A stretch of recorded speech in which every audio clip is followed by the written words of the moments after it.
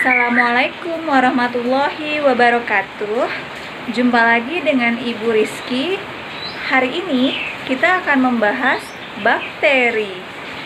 Di bakteri, kita akan bisa mengelompokkan mana yang disebut bakteri purba dan mana yang disebut bakteri sejati. Untuk lebih jelasnya mengenai apa yang kita sebut sebagai kuman ini, mari kita sama-sama mendengarkan penjelasan Ibu di PowerPoint berikut ini. Terima kasih. Assalamualaikum warahmatullahi wabarakatuh. Hari ini kita akan membahas tentang Archaebacteria dan Eubacteria.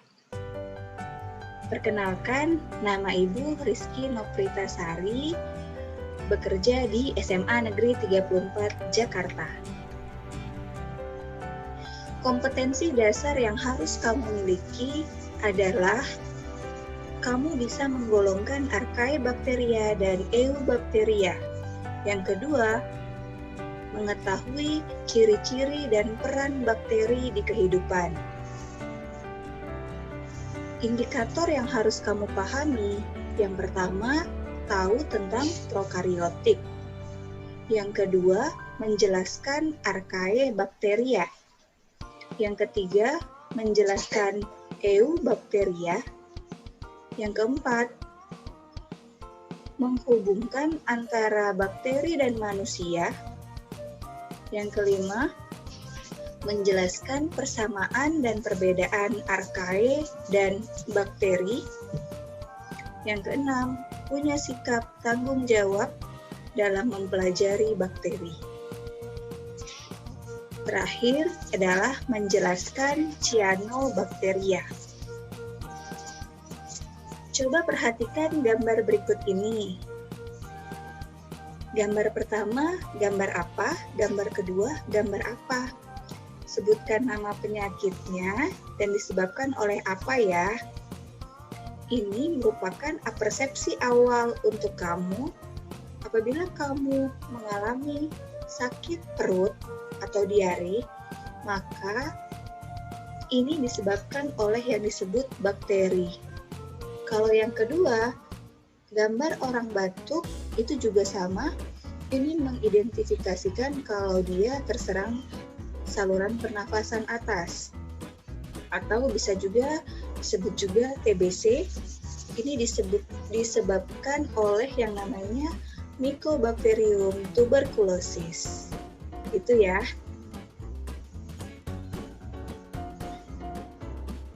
Selanjutnya ada prokaryotik.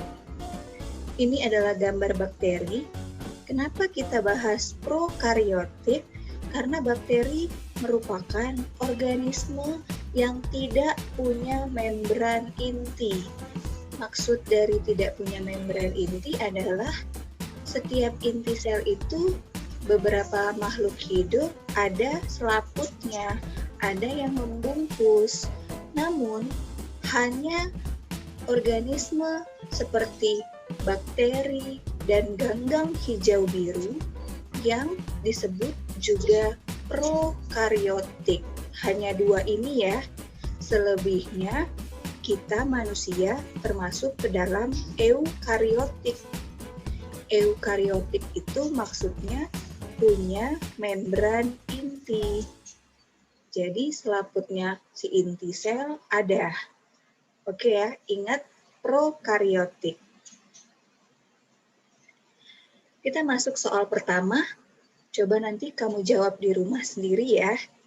Sel bakteri merupakan tipe sel prokaryotik karena apa? Coba ditentukan option A sampai E. Kira-kira jawabannya yang mana? Baik, kita lanjut pembahasan berikutnya. Bakteri terbagi dua, ada Archaebacteria dan Eubacteria. Yuk kita mulai pembahasan Archaea duluan ya. Archaebacteria. Ini merupakan ciri-ciri dari Archaebacteria yang akan Ibu jelaskan. Yang pertama, Dinding selnya tidak punya peptidoglikan.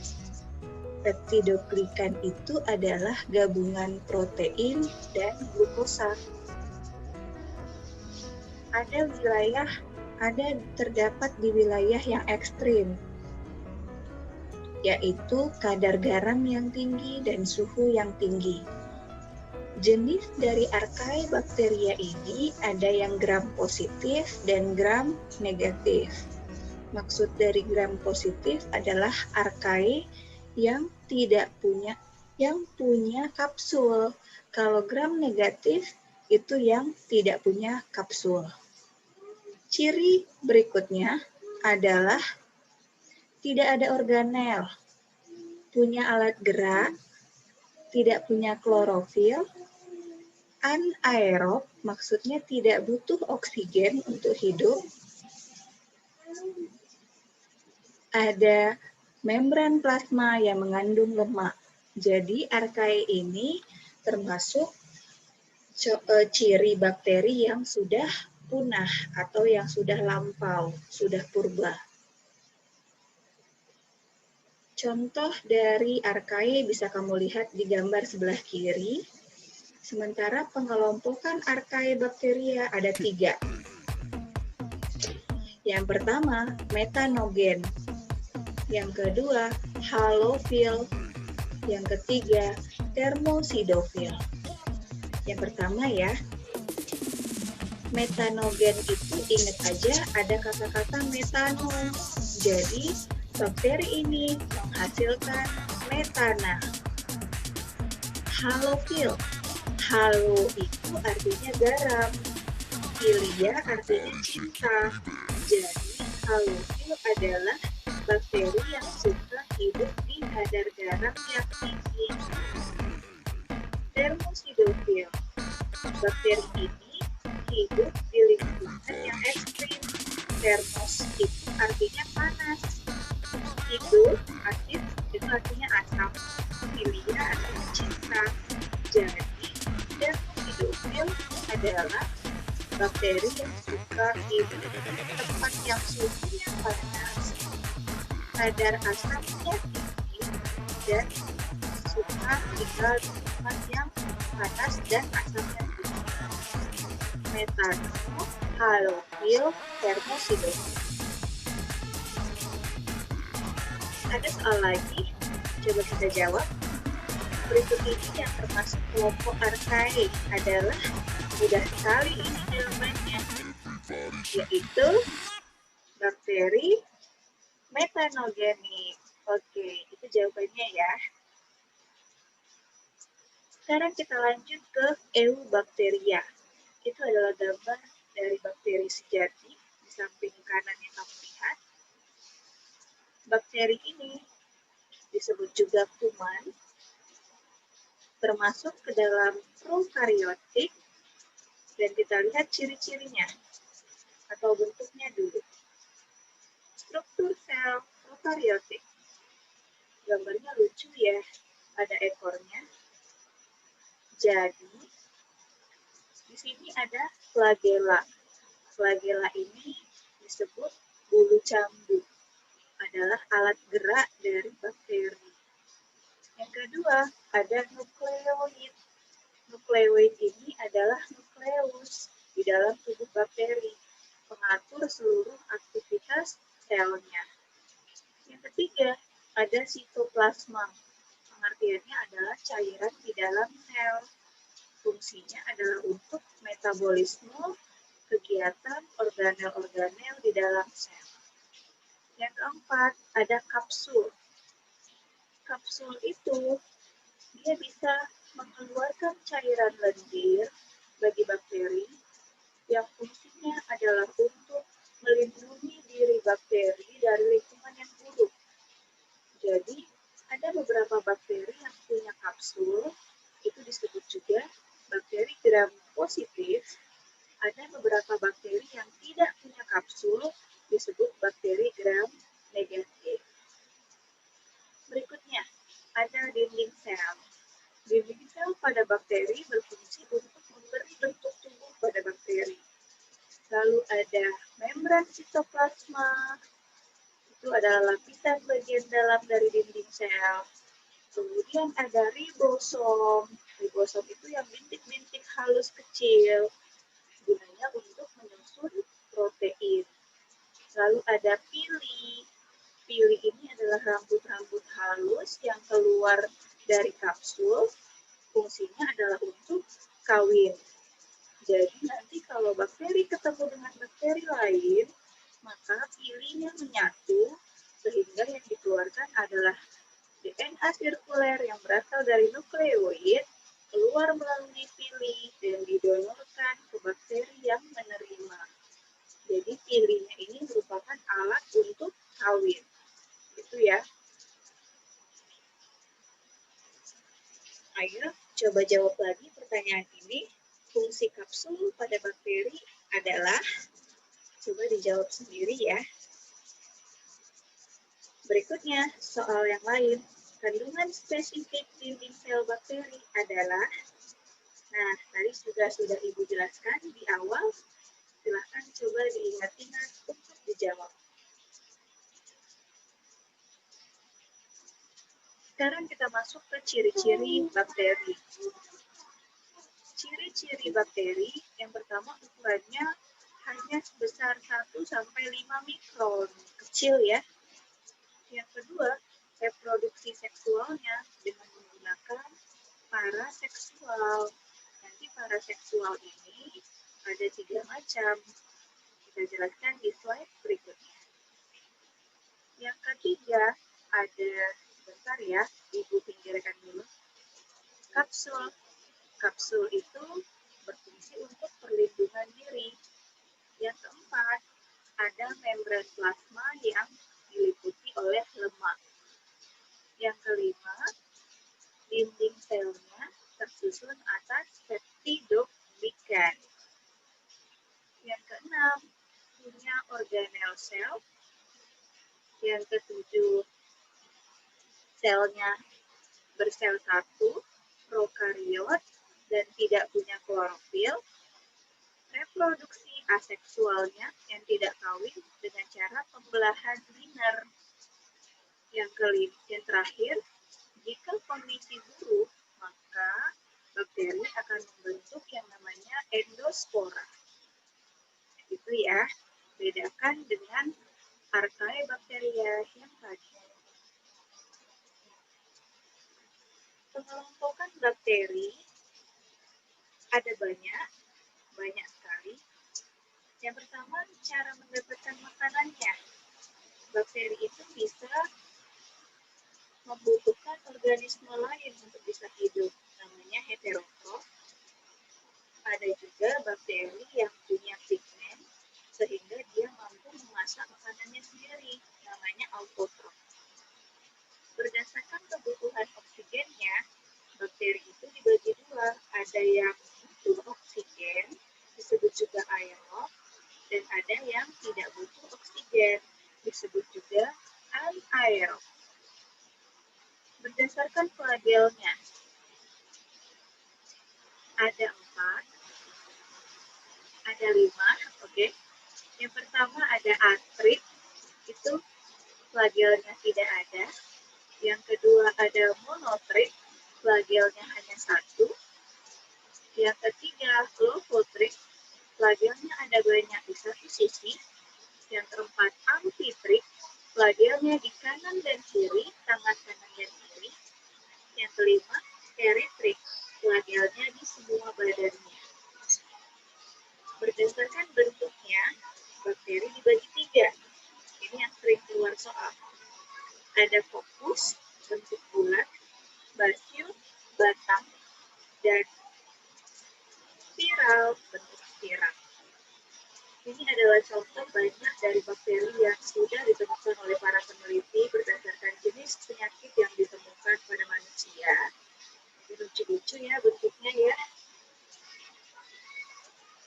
Oke, ini dia bentuk bakteri berdasarkan bentuknya. Ada bulat, batang, dan spiral. Kalau bentuknya 1, namanya monococcus. Kalau 2, bulatan-bulatan, gandeng-gandeng, Diplococcus. Kalau bulatannya seperti rantai, Streptococcus. Kalau bulatannya seperti anggur, Staphylococcus. Kalau bentuknya batang, namanya monobacil karena satu. Kalau dua gandeng seperti batang, namanya diplobacil. Kalau batangnya ada lebih dari dua, namanya streptobacil. Lalu ini bentuk spiral, namanya spirillum. Dan ini bentuk spiral head, seperti spiral beneran. Oke, kita lanjut. Ini ada pertanyaan lagi, coba silakan dijawab.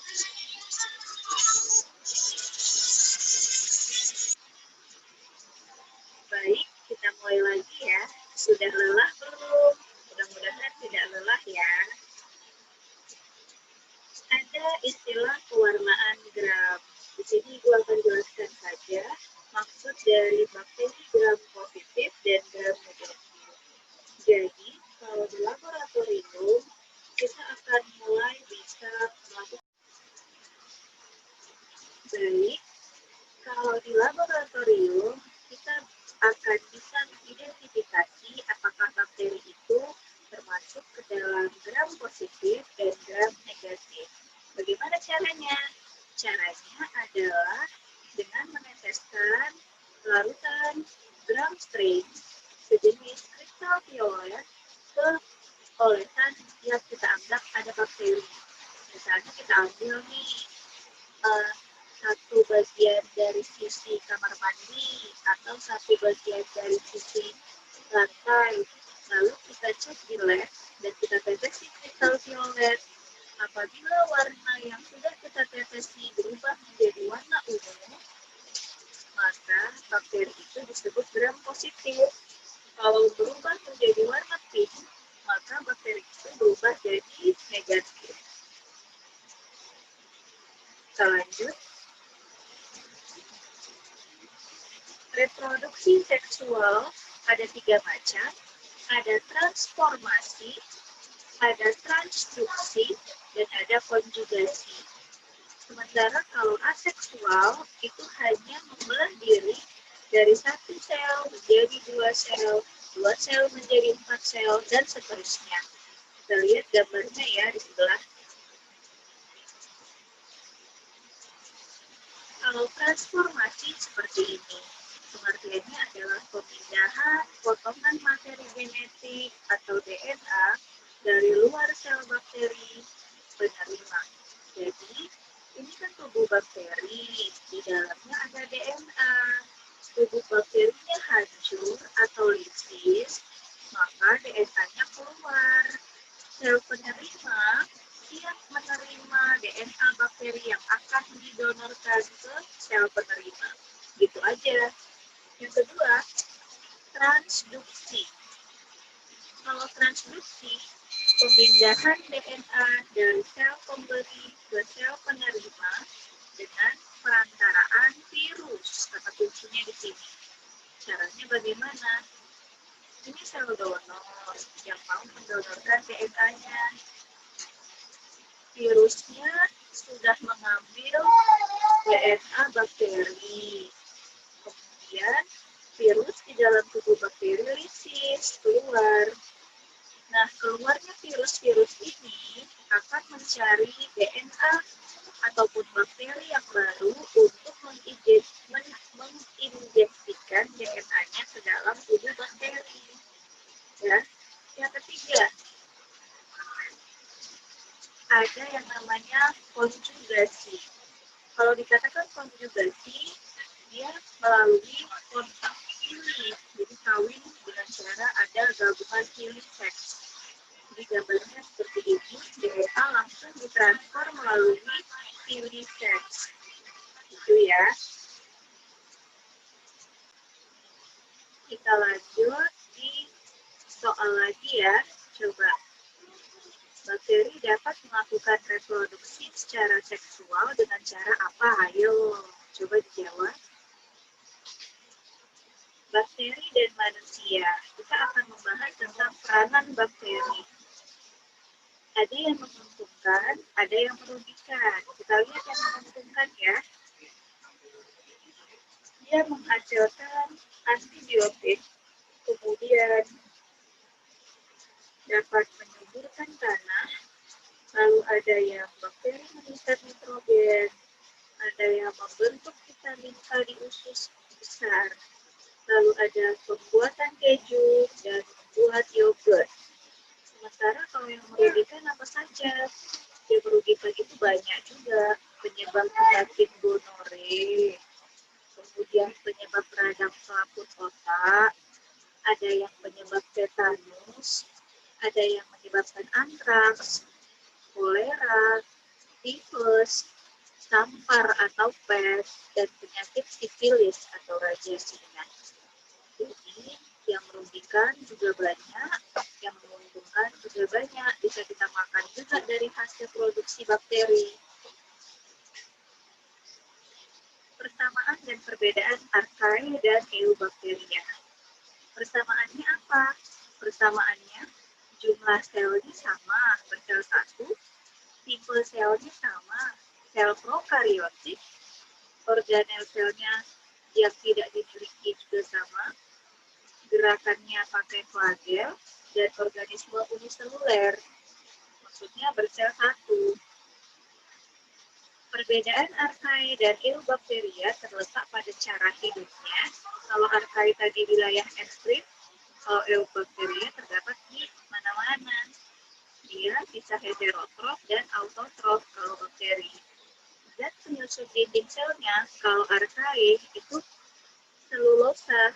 Sementara kalau eubacteria, selulosa dan lipid. Kita masuk ke pembahasan berikutnya.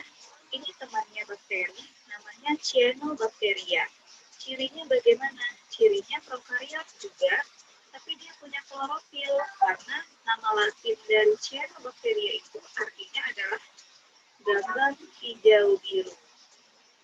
Terus punya pigmen karoten, pigmen warna orange, lalu punya pigmen phycocyanin, phycoerythrin, pigmen warna merah, organisme perintis, maksudnya adalah organisme yang membuka lahan bagi organisme lain untuk tetap hidup. Lalu uniseluler, ada yang koloni dan soliter bergabung, ada yang multiseluler, itu bentuknya seperti benang. Habitatnya di air tawar. Contoh spesiesnya seperti ini ya, ada Oscillatoria, Bleopapsa, Nostoc, dan Anabaena. Jadi, yang termasuk ke dalam organisme prokariotik itu ada bakteri dan cyanobacteria. Ingat ya, hanya dua spesies itu saja yang membran, yang intinya tidak diselimuti oleh membran. Demikian. Berikutnya yang terakhir adalah bagaimana sikap kita sih dalam mempelajari bakteri. Yang pertama, bersungguh-sungguh ya mempelajari bakteri. Yang kedua, dapat membedakan bagaimana tadi bakteri purba dan bagaimana tadi bakteri sejati. Yang ketiga, menjaga kebersihan dan kesehatan badan serta lingkungan. Yang keempat, makan makanan yang sudah bersih dan matang agar terhindar dari bakteri yang ada di makanan tersebut. Yang kelima, menerapkan pola hidup sehat. Oke, terima kasih. Sampai ketemu lagi di pembelajaran berikutnya. Sampai jumpa. Assalamualaikum warahmatullahi